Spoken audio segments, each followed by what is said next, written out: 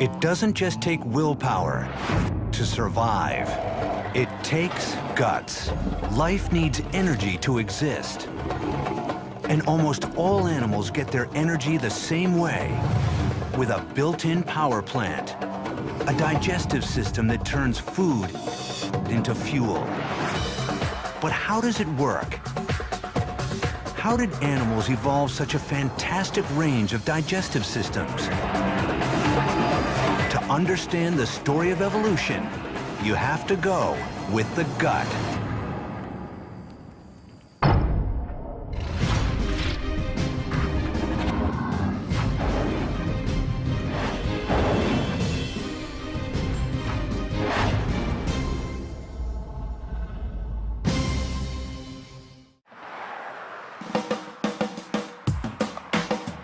This is no ordinary night out for dinner. Oh, here it comes, ladies and gentlemen! It's a celebration of the powers of the gut. Oh my God! These competitive eaters may eat 20 pounds of food at a single sitting. Ladies and gentlemen, are you ready? How do they do it? It's time to start. With the help of a biological factory inside their bodies. The product of 500 million years of evolution. Once the food enters the mouth, the transformation begins. As food is chewed, moistened, and broken down with saliva, our tongues mold it into soft pellets that we can swallow. Food slides down the esophagus. It is churned in the stomach and mixed with powerful enzymes and acid. After 4 or 5 hours in the stomach, the food, now almost pure liquid, flows into the small intestines. Nutrients are extracted from the soup and absorbed into the bloodstream. The remainder is sent into the large intestine, where water is reabsorbed and solid waste is stored until it can be excreted. 1 minute, 30 seconds! We expect a lot from our digestive systems. Think about what it has to do. You go out and you get a burger and you shove it into your face, and then you expect your body to extract the proteins, fats, carbohydrates out of it, and then send those to the appropriate parts of the body. It's ridiculous what you expect of your stomach, but it's doing that for you every day. Just how complex is the human gut? In Luxembourg, there's a device that mimics every chemical and mechanical step required to digest a piece of food. Nearly 7 tons of industrial plumbing supplies and modern electronics make up a machine called cloaca.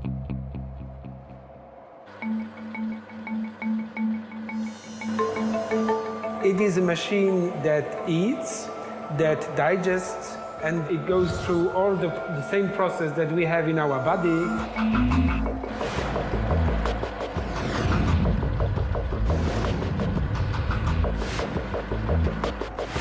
This big size of the machine shows how complex the human process is.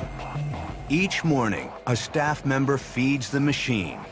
This particular machine can eat exactly the same that we eat, and very often it's very good things.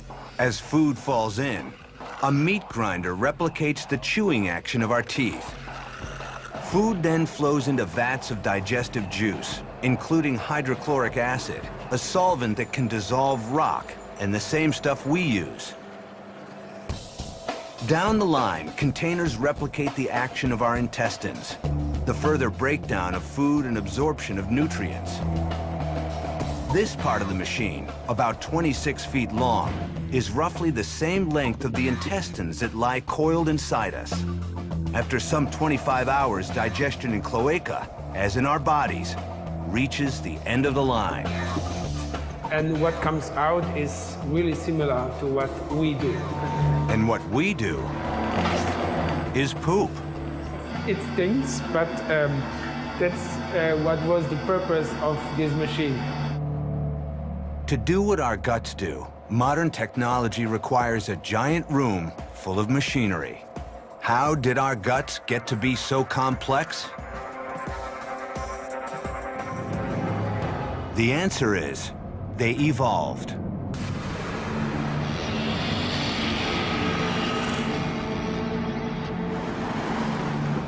Life today is the result of billions of years of changes, mutations, and natural selection. But through all the years and all the species, one need has remained constant. To survive, every organism on Earth must have energy. To get it, animals steal it from other kinds of life, eating plants, microbes, or other animals. But once they've had their meal, they must break it down to acquire the energy and raw materials they need to grow and survive. And for most animals, that breakdown happens in a gut.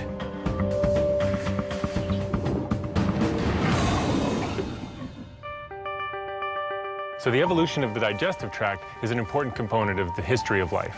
All of these animals are able to specialize on different organisms because they have specialized digestive tracts that let them do what they need to do.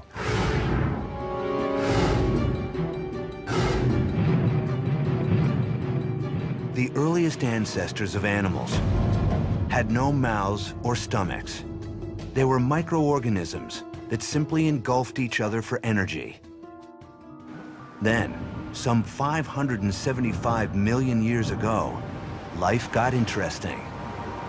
Frozen in time, on what today is the coast of Newfoundland, organisms unlike anything alive today. These were the planet's first multicellular life forms, the Ediacarans, things so mysterious that researchers have been unsure if they were plants or animals. Some of them are tiny, but some of them range up to 2 meters in size. What we're looking at here is when life got big. To identify these ancient organisms, paleontologists Guy Narbonne and Marc Laflemme have come to the Royal Ontario Museum to study a rare trove of Ediacaran fossils. One of our first instincts is to try and compare these to organisms that are familiar to us, organisms that we know. In terms of construction, they're very unique. They're built up of basically small little modules that have no modern counterpart, and there's absolutely nothing in modern animals that look anything like this. Some Ediacarans were fern-like, while others were disc-shaped and lied flat on the sea floor. While their shapes have led some experts to speculate that Ediacarans were early plants, Oh, the detail's exquisite. their ancient habitat tells a different story. More than 500 million years ago, the site where these Ediacarans died was a very different world. And the one thing that tells us they most definitely were not plants is the environment. Analysis of the sediments here revealed that Ediacarans were living almost 1 mile underwater in a place of permanent darkness. There wouldn't have been enough light down there to read the headline in a newspaper, let alone have active photosynthesis like a plant needs. They may have looked like plants, but their ability to thrive in a sunless world has led Narbonne and Laflemme to conclude that Ediacarans were actually animals, the very first on Earth. If they were animals, how did they eat? These are the first large feeders in Earth history, and they got their food from the water. We don't see any evidence that any of them could move. They had no muscles, no guts, no eyes, no brains. They simply absorbed food from the water column and then transmitted it to the rest of the organism. Fixed to the sea floor, they could not search for food. Ediacarans competed for it by getting bigger. They were trying to maximize their surface area, how much of their body was actually in contact with water, so that they could maximize the amount of nutrients that were absorbed in that way. For 30 million years, Ediacarans dominated the seas. But then, in a sudden evolutionary shift, life on Earth changed forever. The Ediacarans disappeared, devoured, it's thought, by new kinds of animals equipped with new kinds of organs and a whole new way of eating. for the first time in the history of life, Earth got guts.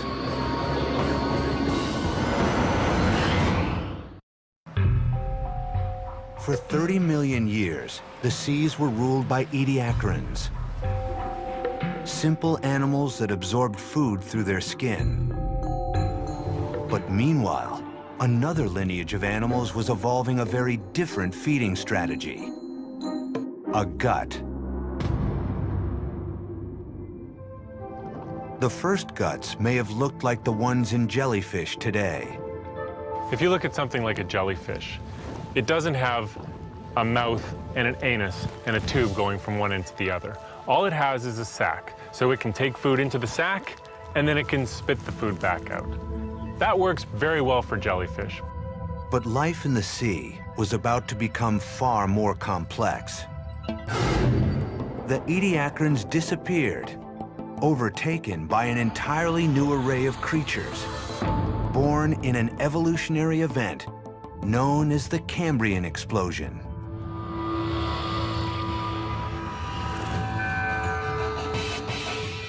This chapter represents a quantum leap. This is probably the most important evolutionary event in the history of our planet.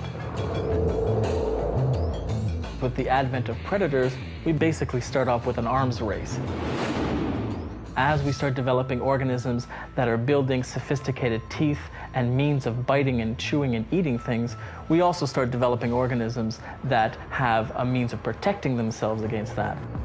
This eruption of forms and shapes also brings a radical new digestive design. These Cambrian creatures were quite different from those of the ediacaran in a number of ways. One of the most important ones is mobility. Mobility allowed organisms to feed differently. Active hunting required a more efficient gut, a way to take food in one end of the body and expel waste out the other. What evolved was a tube with holes at both ends, the basic blueprint of our own gut. But a tube alone was not enough to digest the well-armored prey of this new food chain. Predators needed extra help. That help came from something so tiny, it's invisible to the naked eye.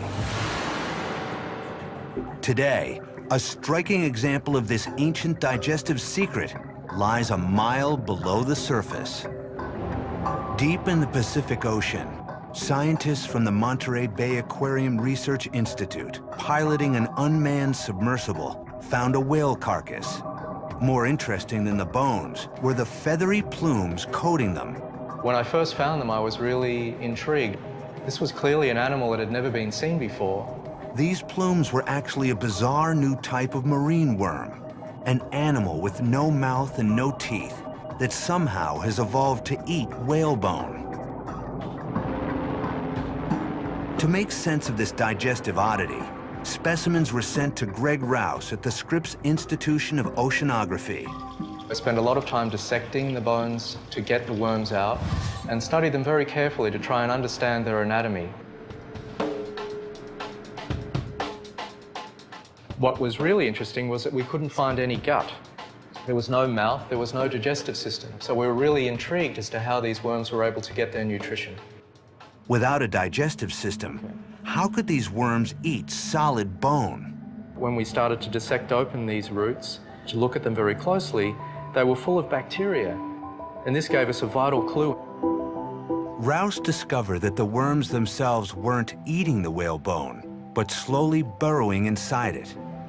The worms were providing access to the whalebone for the bacteria. They were drilling into the bone and taking the bacteria down in their roots. Though Rouse is still investigating exactly how they do it, it's clear the bacteria are digesting the proteins and fats in the whalebone. These bacteria were working with the worms in a symbiotic relationship, breaking down the whalebone, and in turn, the worms were then eating the bacteria. So they didn't need a gut, they were actually deriving all of their nutrition through these bacteria that were devouring the whalebone for them. Long ago, bacteria, the very first life on Earth, evolved enzymes to break down all manner of organic material. When the first animals emerged, bacteria would find shelter in their guts. In return, bacteria broke down the food that animals could not digest themselves. So one of the intriguing questions that we have is how this cooperation could have evolved. And it appears to have occurred several times in evolutionary history. It seems to appear when there is a source of nutrition that's difficult for animals to directly exploit. Over 500 million years later, bacteria are still essential for digestion in nearly all animals. We carry some 10 trillion microbes in our own guts, which help us extract nutrients from our food. Bacteria were essential for digestion in one of the animal kingdom's most successful lineages. Creatures with backbones, our own ancestors, the first fish, evolved into fast-swimming predators. With powerful eyes and other senses for hunting, fish also evolved a more sophisticated gut. No longer a blind pouch or a simple tube, but the first proper stomach.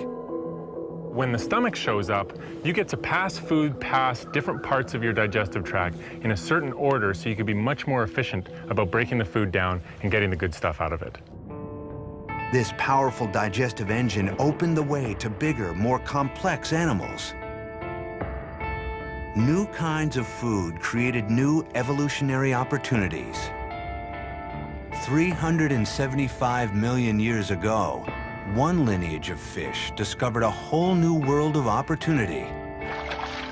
On land, some land vertebrates would evolve guts for eating leaves, while others would eat insects. They, in turn, would be eaten by other animals. Eventually, the biggest guts on dry land would evolve to fuel one of evolution's great triumphs: the dinosaurs.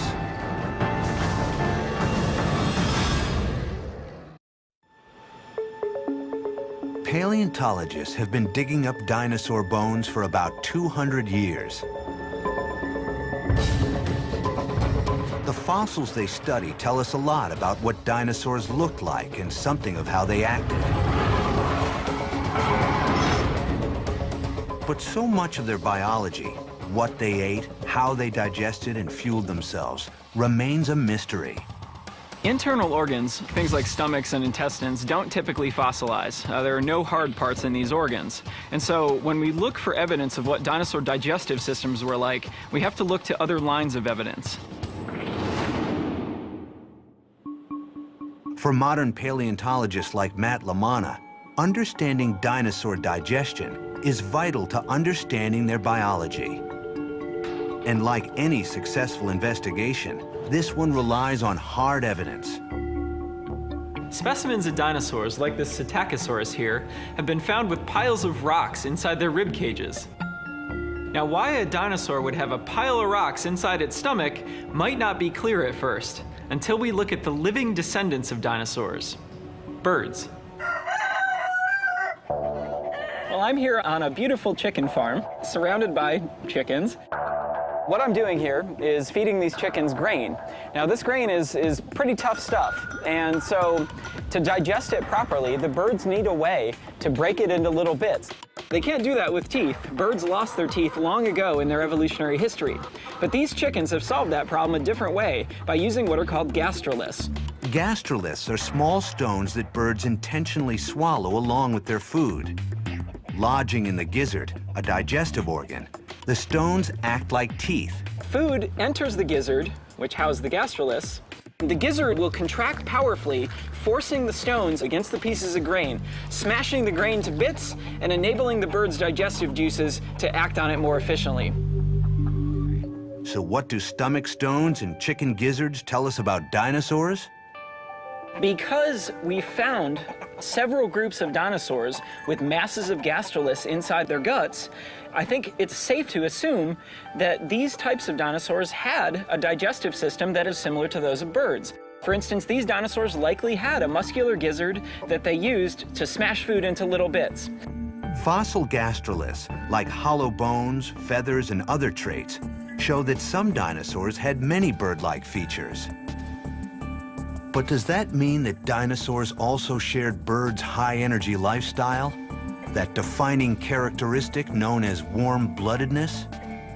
Paleontologists have learned a lot about dinosaurs over the last few years, but there are still a few answers that remain elusive.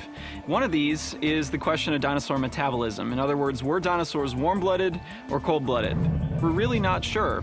Even in the case of famous carnivorous dinosaurs like Tyrannosaurus rex. To answer this fundamental question, paleontologists have been comparing dinosaurs like T-Rex to its living relatives. On the evolutionary tree, tyrannosaurs sit between their crocodile and bird cousins. To many experts, they are less like birds and more like cold-blooded crocs and alligators, able to fast for long periods between meals and then binge voraciously, swallowing giant pieces of meat and bone, holding it all in their gut for days as enzymes break it down. But some remarkable new evidence into T-Rex's digestion is shedding light on what the king of dinosaurs was really like.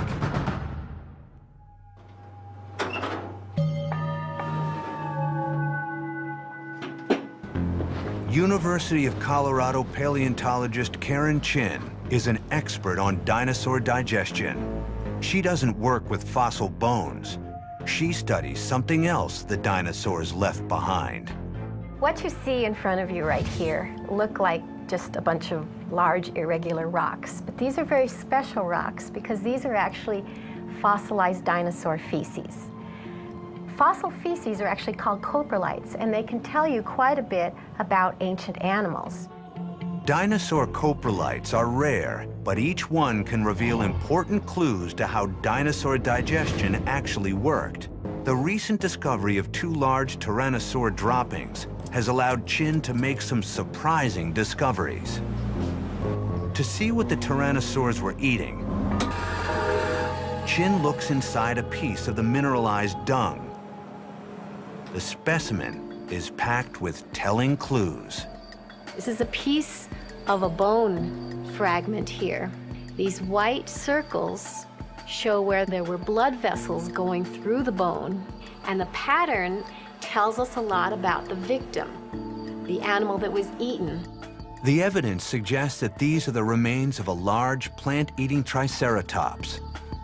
But more important than what the tyrannosaur ate was how it ate. The interesting thing is that they did have quite a bit of bone in them, indicating that they were not picking around, avoiding tooth-to-bone contact. They were just munching anything. At first glance, the presence of bones confirmed that tyrannosaurs had cold-blooded eating habits. Karen Chin made a remarkable discovery, and that was that the bone chunks that were in the coprolite were rounded. They were acid-etched. This is something we see in crocodilians today. So these are animals that can take bones that they ingest and actually get sustenance from them. Most animals can't do that. But inside the second tyrannosaur coprolite, Chin found a different clue. These kind of soft-looking cells here are fossilized muscle tissue. To me, the most interesting thing about the Tyrannosaur coprolites is the presence of the muscle tissue inside. Fossilized muscle tissue in the coprolites indicates that this passed through the gut of the Tyrannosaur relatively rapidly. In other words, they didn't hold their food for long periods of time like a crocodile can. This evidence contradicts earlier theories and suggests that T-Rex may have had a fast digestive tract, more like a warm-blooded bird or mammal than a reptile. Fast digestion would also mean a fast metabolism, something that requires constant fuel. This animal had to have been eating just a remarkable amount of flesh and bone. This is not like an alligator, an animal that can feed, once every several months. This is an animal that had to feed much more frequently than that. No doubt T-Rex had croc-like ferocity, But mounting evidence suggested it needed to eat frequently like birds and mammals. Now, I personally favor that dinosaurs had a metabolism greater than that of living reptiles. In other words, they were at least somewhat warm-blooded. We may actually find that they weren't crocodile-like, they weren't mammal-like, they had their own very unique physiology. Seeming to possess digestive traits of both reptiles and mammals, tyrannosaurs had evolved the guts that helped them dominate the food chain. Yet ironically, the gut that made T-Rex successful may have also led to its doom. 65 million years ago, a giant asteroid slammed into the Earth. In the cataclysms that followed, T-Rex and other big dinosaurs faced a massive food shortage. When that asteroid hit the Earth and all of the animals that it was feeding on started disappearing, Tyrannosaurus rex was stuck. It was big, it needed meat, and there was just nothing it could do to pass on its genes. The big dinosaurs went extinct. But not all animal life would succumb to the destruction. Small mammals would survive by burrowing underground. When they began to emerge, their dinosaur predators were gone.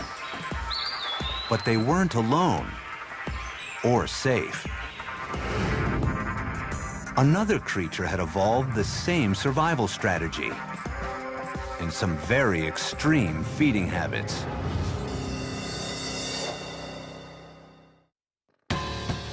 In the early days of mammals, one type of lizard evolved to take advantage of the bountiful food source. Rather than lunging after its prey, it lost its legs and slithered. Cold-blooded and slow-moving, it came up with a radical new approach to feeding as well. The snake doesn't chew its food. It doesn't have the teeth or jaws for that job. Instead, snakes swallow their victims whole. How do they do it? And why have they evolved this extreme feeding strategy? At the University of Alabama, Stephen Secor is investigating the evolution of Burmese pythons.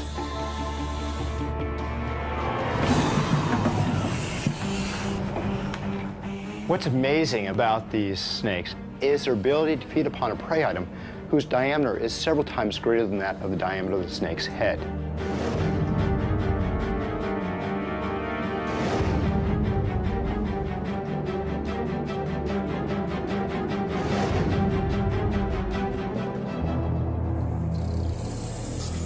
This snake can swallow whole animals because its digestive tract makes up almost 90% of its body. It is essentially one long gut. But once the swallowing is done, the hard work begins. How does the snake transform the rat into energy? A visit to the vet's office is one way to find out. All right, let's get this shot here from the side. One of the best ways that we can quantify the breakdown of the prey item within the stomach is by simply x-raying individual snakes. I'll take this shot. Good deal. Outwardly, the snake appears calm, but inside, a powerful engine is revving. Oh, that's nice. That's nice. It's already looked like it's been dissolving away. Here's the skull, and as you can see, some of that bone is missing. So this snake is already starting to break down a bit of this rat's head, as well as some of its skull. Internally, what you don't see is the very dramatic increase in acid production. At this point, I bet the stomach is putting out a lot of hydrochloric acid, as well as pepsin, and that's what's really breaking this all down. This is all literally hidden inside the snake. The rat will just continue to move down into the pit of the stomach, and the acid and the enzymes will just constantly break it down till there's nothing left. After 7 days, the rat is digested and stored as energy, which will carry the snake through a long fast. In the wild, the large snakes we call constrictors are the planet's ultimate binge eaters. These animals may spend weeks, even months, just sort of staked out in one place, lying perfectly still, a classic couch potato. It's been reported that some of these snakes are able to fast for years between meals. When constrictors do eat, they really know how to make up for lost time. Pythons commonly ingest prey that weighs a quarter or more of their own body weight. That's like a 200-pound man eating a 50-pound steak. But even with the immense meals these snakes are able to consume, how can they survive for so long without eating? Secor has discovered that snake guts come with a special feature, an on-off switch. We see this very dramatic turning on and turning off of the gut. A number of their organs are literally shut down during these periods of fasting. Having saved precious energy in between meals, pythons can jumpstart their stomachs when opportunity walks by. To understand how the snake actually pulls this off, Secor magnifies a section of the python's small intestine 15,000 times. The microscope reveals the snake's microvilli, the finger-like extensions that nearly all animals use to absorb nutrients. So in mammals, including humans, the microvilli don't change with feeding and fasting. They maintain their same length, same position. But Secor has discovered that snakes have evolved microvilli unlike those in any other animals. When fasting, their microvilli are short and ordinary. But after feeding, they begin to grow and grow. What really was amazing was within 6 hours, the microvilli have already doubled in length. Within a day after feeding, the microvilli have increased anywhere from 6 to 7-fold in length, and that's unheard of in any other organism. As the microvilli grow, they increase the surface area of the small intestine exponentially. And the rat, that has been turned into liquid energy by enzymes and stomach acids, is thoroughly absorbed by the snake. After 7 days, the process is complete, and microvilli shrink back down. We can do a lot of studies in the lab to figure out how things occur. How is it that the intestine turns on and turns off? But the real question is why? Why do these traits exist? In a world where your prey is faster than you are, conserving energy is vital for the constrictors. It's a very nice evolutionary mechanism to basically expend longer periods of time without eating, letting their stored energy fuel their metabolism. And it's just a good strategy for feeding, for digesting, for surviving. Snakes aren't the only animals that have evolved extreme guts to cope with a difficult diet. 20 million years ago, in the Miocene epoch, a global cooling trend led to some dramatic environmental shifts. There was a huge change where big forests all of a sudden turned into grasslands. And so animals that were very, very good at browsing on trees that had been doing great up until the Miocene, there was all of a sudden a very, very new set of rules about what was good and what was bad. For the herbivores that browsed on leaves and forest plants, their old food supply was dwindling, and in many areas, being replaced by a virtually unlimited one: grass. But eating grass posed serious problems back then. It offered little cover from predators, and even more fundamental, grass was virtually indigestible. Grass might be plentiful in a grassland, but it's very, very hard to eat. It's hard to eat because it's got very little nutrient in it. What nutrient it does have is bound up in undigestible, starchy cellulose material. But some mammals evolved a solution. Ruminants, including the cow, live today on a diet of grass. What was their digestive solution? You can see it inside one kind of very special cow. Just like any other cow, Rose has an amazing stomach. How do we know? Rose offers us a window into the stomach, literally. She is a fistulated cow. With a surgical opening in her side, Rose is a research animal living at Cornell University. You just pop the plug in there so that we can gain access to the large compartment of the stomach, the rumen. A painless process for the cow has given scientists like Debbie Cherney an unprecedented glimpse inside one of the most complex digestive systems on Earth. But to do its job, Rose's gut is more than intricate, it's massive. Her first and largest chamber, a giant fermentation tank called the rumen, can hold over 250 pounds of soggy grass. She also produces 55 gallons of saliva a day. So it's a very large compartment to hold all this material so it can digest it slowly. In an 80-hour journey, grass travels through 4 chambers that progressively break down cellulose, extract energy, and absorb water. In all ruminants, this digestive odyssey begins with a unique behavior known as chewing the cud. When she's done eating, she'll ruminate. She spits up her food. She spits it up in the back of her throat. She'll swallow to squeeze out any water that's in there, and then she'll chew her food. Why this complicated eating behavior? It may have originated as a way to avoid predators, to have a meal without becoming a meal. Since they are a prey species, if they eat quickly and then go someplace out of the open and chew in a safe place, then more of these species would survive. But to digest grass, ruminants needed more than a big and elaborate digestive tract. They also used the Earth's original digestive aid, the tiny stowaways so many species carry inside them. Microbes have been living inside animals ever since animals evolved. But the cow has taken it to a new level. Its gut is a giant habitat for microbes. Inside, more than 200 different kinds of microorganisms are at work, including trillions of bacteria that attack grass, turning cellulose into sugar and energy. In the rumen, large protozoa dwarf the bacteria and keep them in check by eating them. And there's even fungi that break down the fibrous forage that the bacteria can't handle. When you see a cow eating grass, it's pretty neat to remember that cows can't digest grass.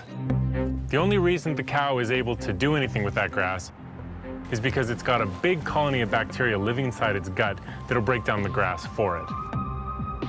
By partnering with the microbes and evolving the 4-part stomach, the cows and their cousins will come to dominate the grasslands. Huge, thundering herds of herbivores. And that, in turn, will help another group of animals.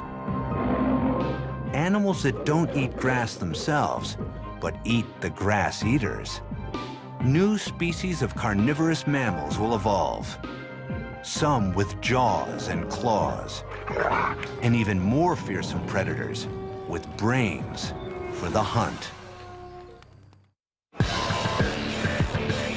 What makes us uniquely human? For a long time, it seemed as if the answer would lie in the evolution of our oversized brains. But new evidence suggests that part of the answer lies elsewhere, in our guts. Harvard anthropologist Richard Wrangham has spent his career studying chimpanzees, apes, and human origins. Before about 2 million years ago, our ancestors were members of a group of animals that we would think of as apes nowadays. If we saw them, we would not be inviting them to dinner. We would be watching them in zoos or in national parks. And they were these things, the Australopithecus. Australopithecus was short, with an ape-like brain, jaw and teeth, and gut. And then in this relatively short space of time, that species gave rise, among other things, to the things that became us. These new hominids were our direct ancestors. It's believed that over hundreds of thousands of years, an evolutionary blip, the brain capacity of these new species grew to twice that of Australopithecus, while their teeth and stomach shrank. So here we got the big problem. We got a big-toothed, small-brained ape that becomes a small-toothed, big-brained human. How did this happen? Wrangham believes that all of these changes had the same cause: a radical change in diet. There's this fascinating question about what is the relationship between diet and the size of the brain. Where do you get the energy to fuel the big brain? Each organ in the body demands its share of energy. The digestive tract and brain are particularly greedy. If a species could evolve smaller guts, maybe it could evolve bigger brains. How did our ancestors shift from big guts to little ones? Conventional wisdom says these guys learned two things. They learned to get more meat, and they learned to use tools to get at the meat. We know they were using tools like this to cut the meat. And probably this same kind of tool could be used to pound the meat, give you something more like steak tartare, and that would make it much easier to eat.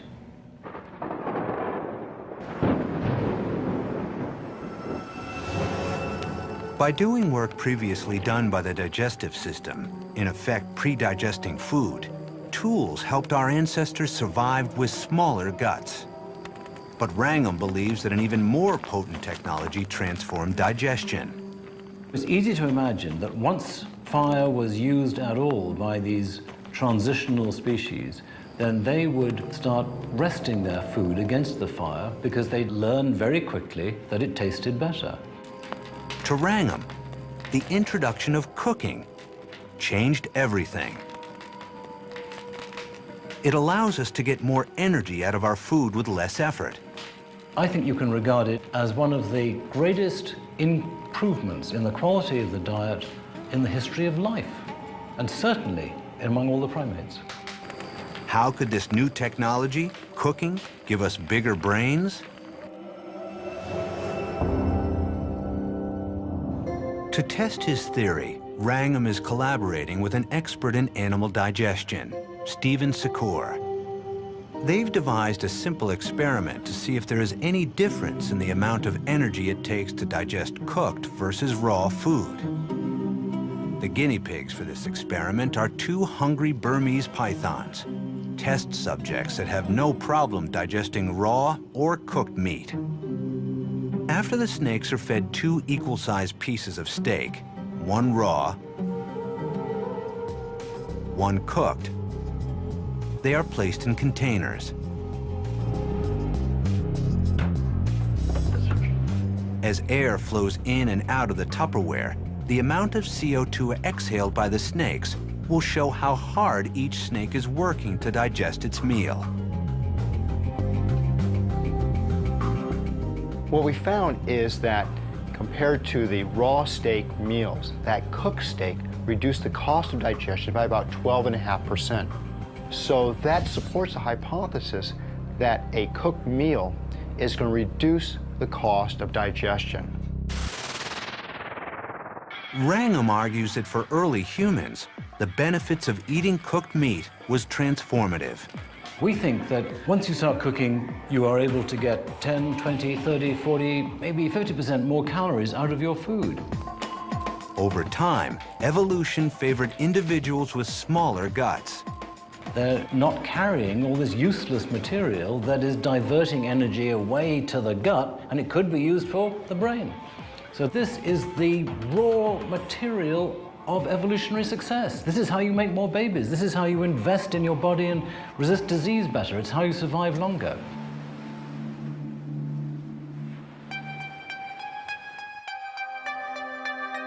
From the dawn of the animal kingdom, from simple pouches to tubes complete with stomachs, to digestive systems that could fuel a behemoth or let a mammal live on grass, guts have been at the center of evolution. And now, a new way of digesting food has allowed a new kind of animal to walk the earth, us.